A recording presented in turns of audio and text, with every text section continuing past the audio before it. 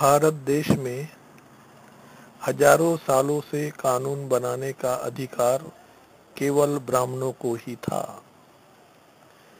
अंग्रेजों ने पहली बार सोचा कि कानून बनाने का अधिकार अन्य जातियों के लोगों को भी होना चाहिए। इसलिए अंग्रेज लोग भारत में विधान मंडलों का गठन करना चाहते थे। हमारे लोगों ने शाहू महाराज के नेतृत्व में विधान मंडलों में रिप्रेजेंटेशन की मांग की थी। शाहू महाराज के कहने पर भास्कर राव जाधव ने भी रिप्रेजेंटेशन की मांग की थी। पिछड़े वर्गों द्वारा रिप्रेजेंटेशन की मांग की जा रही थी और अंग्रेजों का उनको सहयोग मिल रहा था। इससे चिंतित होकर बाल गंगाधर तिलक ने 1918 को बेलगांव के पास एक गांव है अठनी, वहां पब्लिक मीटिंग में कहा, तेली, तंबोली और कुनभटों को संसद में जाकर क्या हल चलाना है। पिछड़े वर्ग के लोगों को विधान मंडलों में रिप्रेजेंटेशन ना मिले, इसलिए तिलक ने ऐसा पब्लिक मीटिंग में कहा था। अंग्रेजों ने तिलक के विरोध को नहीं माना और मॉन्टेगू चेम्सफोर्ड के नेतृत्व में विधान मंडलों का गठन करने के लिए साउथ ब्यूरो कमेटी को भारत में भेजा और 1919 को फर्स्ट इंडिया एक्ट बना। साउथ ब्यूरो कमेटी के सामने बाबा साहब ने जो मांगे रखी थी वह पूरी नहीं हुई, लेकिन उसकी जगह पर अछूतों को नॉमिनेशन का अधिकार मिल गया था। विधान मंडलों में पिछड़े और अछूतों की संख्या बढ़ाने के लिए हर 10 साल बाद इसकी समीक्षा की जाएगी, ऐसा उसमें प्रोविजन था। 6 मई 1922 को शाहू महाराज चल बसे थे।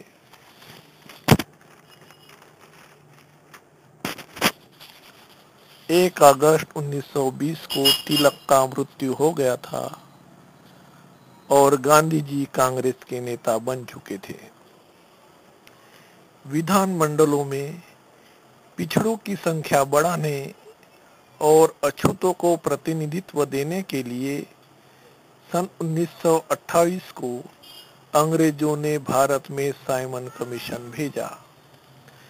साइमन कमीशन आने की वजह से अछूतों को विधान मंडलों में प्रतिनिधित्व मिलने वाला था, इसलिए बाबा साहब ने साइमन कमीशन का स्वागत किया। अछूतों को राजनीतिक अधिकार ना मिले, इसलिए गांधी जी और कांग्रेस ने साइमन कमीशन का इतना विरोध किया कि लाला लाजपत राय लाठीचार्ज में मारा गया। गांधी जी ने साइमन कमीशन का विरोध करने का कारण बताया कि इसमें भारतीय प्रतिनिधि नहीं लिया गया है, इसलिए मैं इसका विरोध करता हूँ। गांधी जी और कांग्रेस के विरोध को देखते हुए अंग्रेजों ने आश्वासन दिया कि साइमन कमीशन के रिकमेंडेशन पर अमल करने के पहले कांग्रेस को पूछा जाएगा। इस आश्वासन की पुष्टि करने के लिए अंग्रेजों ने 1931 में इंग्लैंड में फर्स्ट राउंड टेबल कॉन्फ्रेंस बुलाई। फर्स्ट राउंड टेबल कॉन्फ्रेंस में गांधी जी को छोड़कर सारे नेता गए और बाबा साहब भी गए। फर्स्ट राउंड टेबल कॉन्फ्रेंस में बाबा साहब ने 4 मांगे रखी: separate electorate, dual voting, adequate representation और adult franchise. First round table conference का रिपोर्ट पब्लिश हुआ और उसे गांधी जी ने पढ़ा। फर्स्ट राउंड टेबल कॉन्फ्रेंस के रिपोर्ट पर डिसीजन लेने के लिए सन 1932 में सेकंड राउंड टेबल कॉन्फ्रेंस बुलाई गई। उसमें गांधी जी को निमंत्रण नहीं था। कांग्रेस को कहा गया था अपना प्रतिनिधि भेजो और गांधी जी चले गए।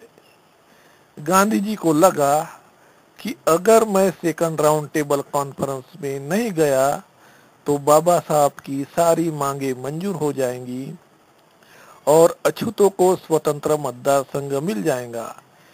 उससे अछूतों द्वारा चुने गए सच्चे प्रतिनिधि विधान मंडलों में जाएंगे और अपने समाज की तरक्की और सुरक्षा के लिए कानून बनाएंगे और सवर्णों का अछूतों पर अन्याय अत्याचार करने का सालों पुराना सिलसिला समाप्त हो जाएगा।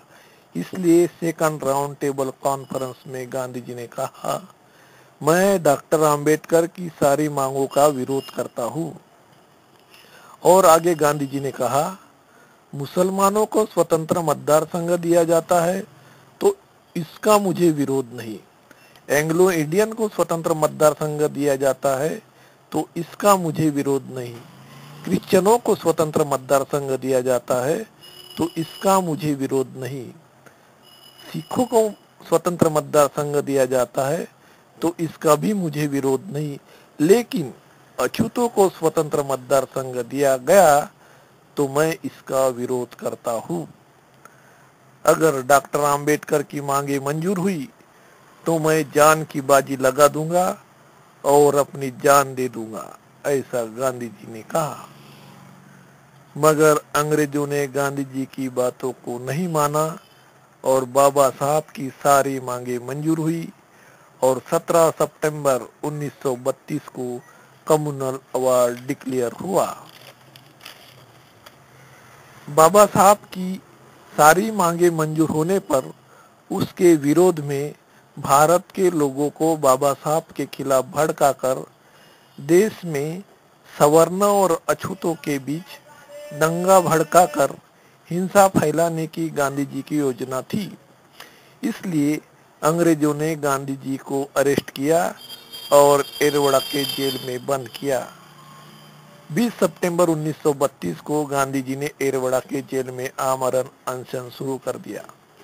इससे गांधी जी की जान को खतरा पैदा हो गया और कांग्रेस के लोगों ने बाबा साहब को जान से मारने की धमकी दी और बाबा साहब के लोगों के घर जलाकर देश भर में अछूतों पर अत्याचार करने का ऐलान कर दिया। बाबा साहब ने सोचा, मुझे तो मेरी जान की परवाह नहीं है, लेकिन जिन लोगों के लिए मैंने यह अधिकार लाए हैं, अगर वह लोग ही नहीं रहे तो इन अधिकारों का क्या फायदा। इसलिए 24 सितंबर 1932 में बाबा साहब को पुनः पैक पर सही करने पर मजबूर होना पड़ा और आज SC ST के लोगों को उसका खामियाजा भुगतना पड़ रहा है। बाबा साहब और उनके लोगों को जान से मारने की धमकी देने की वजह से हमें सेपरेट इलेक्टोरेट ड्यूअल वोटिंग का अधिकार गंवाना पड़ा।